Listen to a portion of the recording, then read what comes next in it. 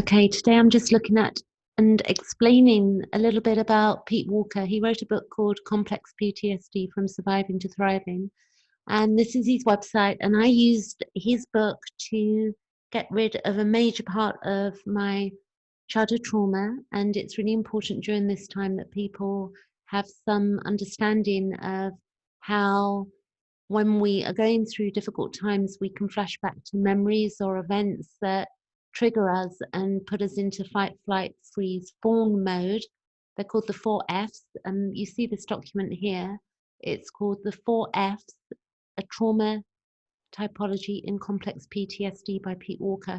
I would also think that people who have PTSD could read this. The difference between PTSD and complex PTSD is that PTSD tends to be a one-off event. I'm not downplaying it either. It's very serious for people. And complex PTSD are many, many memories that really keep a holding pattern where we live out our lives based on implicit memories, often on memories that, are buried, and we won't know exactly what is causing the problem, but we can feel very anxious, we can have a lot of anxiety, and it's only going to be education ultimately that's going to bring us peacefully to a peaceful, not peacefully, but to a peaceful point in place and time. I would say that this website, you can scroll. There's on the left-hand side here, you've got a list of articles, and the book that you're looking for is Complex PTSD From Surviving to Thriving by Pete Walker. He's got a few other books here that I read. You see this, what I'm doing here, the Tao of Fully Feeling. And what I'm going to do is now show you 13 steps for managing your flashbacks, should you be having any during this period. But generally, if you haven't, you're having them anyway, or even prior to this, this is really useful knowledge. So I'm clicking on that. You've got 13 steps for managing flashbacks here. And the beauty of this is, I'll put the link below the video. You see here, you've got 13 steps for managing flashbacks, PDF. You can click on that and you'll get a PDF that will give you, and if you print it in this format, then it will mean that you'll be able to see the 13 steps for managing flashbacks, and you can have the short version based on the fact that it's in bold, so you can read the whole thing. If we go back, we've got it here. So he's got 1 to 13, so it's 13 steps. And what I'm going to do is now go back to the PDF and read from the PDF and just read the bold so that you've got an understanding. You can stop this video and scroll here and read them yourself, or alternatively, you can basically go print off again. I'll put both links below the video, but please do get the book if you've got complex PTSD or you've had any childhood trauma. And that could mean that you've had, verbal abuse or physical abuse, sexual abuse, any abuse in childhood. It's going to be the book that will take you to another level in your healing and development. I can assure you that is the absolute truth.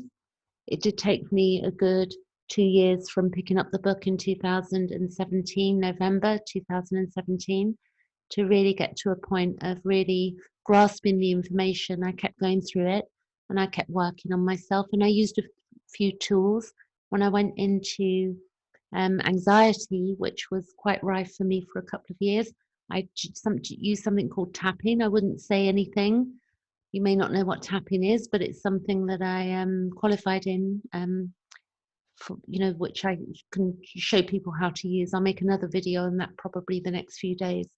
But let's go for the short version here rather than the whole thing. So 1, you say to yourself, you acknowledge you're having a flashback. So when you see yourself going to flashback, you say to yourself, I am having a flashback. Now, what that will do is that it's reiterating to you that you're not stuck in a place, that you're having a flashback and you're aware of it, you're acknowledging it. Number 2, you remind yourself, I feel afraid, but I am no longer in danger and I am safe now here in the present, because that's always the case often, when we're flashing back to memories, we can revert back to childhood almost. Number 3 is own your right and need to have boundaries. So we can have quite weak boundaries or overpowering boundaries, you know, and we want to find a balance. And that's going to be through looking at our lives, growing, you know, maybe getting some therapy and other things going on in our lives. Number 4 is speaking reassuringly to the inner child. So, you know, an example would be that I would eventually, you know, remembering myself as a little girl, I was quite rejected her, you know, this little being that was me, and we've all got that little being still inside us. So I would say, you know, through the book, you will get to form a relationship with your inner child. It's a term that's thrown around a lot, but to actually understand it and get to it is work, and it takes time.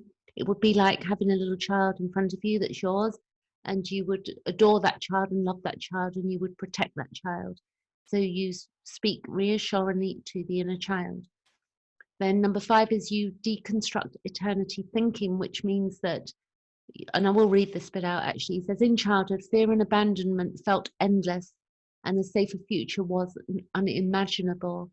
Remember, the flashback will pass as it has many times before. So again, when we remind ourselves, we begin to shift the daily thing that we do that keeps us in, you know, flashbacks and whatever. We've got to get rid of the thinking that it's going to be going on forever. And then we can allow ourselves with some acceptance to have our little, you know, not little, but, you know, our fit about something that we're not happy with. And then we come back to self. Number 6 would be to remind yourself that you are now in an adult body with allies and skills and resources to protect you that you never had as a child. And then number 7 is you ease yourself back into the body. And one way of doing this, he says, breathe, slow down and find a safe place and feel the fear in the body without reacting to it. So we get to know ourselves deeper and deeper. But I use the tapping as well. Number 8 is resist the inner critics drasticizing and catastrophizing, and use the thought stopping. So you've got to say, you know, you've got to begin to say no, and using thought substitution as well. Number 9 is allowing yourself to grieve. So I spent a good, you know, year grieving, and that was really, really healthy for me, and healthy anger as well. But, you know, you may need to discuss that with somebody also to understand, you know, what the grieving process is. Because when you've had loss in your life, and we all have, you know, even people who've not been through childhood trauma do have PTSD issues, you know. So we've all been traumatized in one way or another, but some of us quite severely so.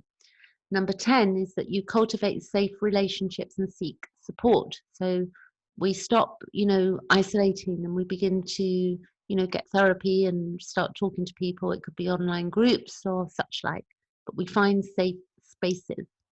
Number 11 is you learn to identify the types of triggers that lead to flashbacks. So this is really important. I know now the things that cause me to go into flashback. I know what the triggers are.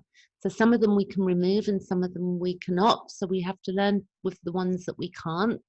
And then we, you know, the ones that we know that lead us back to flashback, we can get rid of those situations as well. It's absolutely possible. Number 12 is figuring out what you're flashing back to. So sometimes we don't know, but, you know, often we do. So we have to figure that one out for ourselves. So this is a lot of inner work here, but, you know, we have to start the process in order to heal. And we owe it to ourselves because we came here to, you know, live a life that has some substance, and, you know, we need to start creating good memories as well in the here and now. And number 13 is to be very patient with yourself, because it is a slow recovery process. Things do not happen overnight, but with, you know, work and talking to the right people, and we can begin to evolve all of this.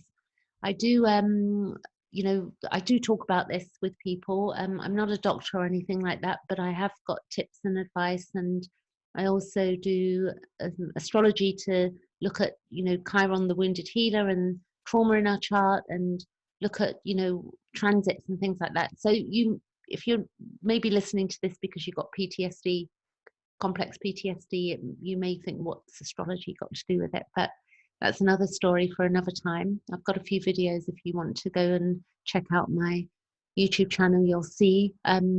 But it's not for everybody, you know, we're all different and we're all into different things. So that's it. I'm going to leave it there. I'm going to stop my share. and I'm going to end meeting. Okay, thanks for watching. Okay, reach out to me if you need as well. Thank you.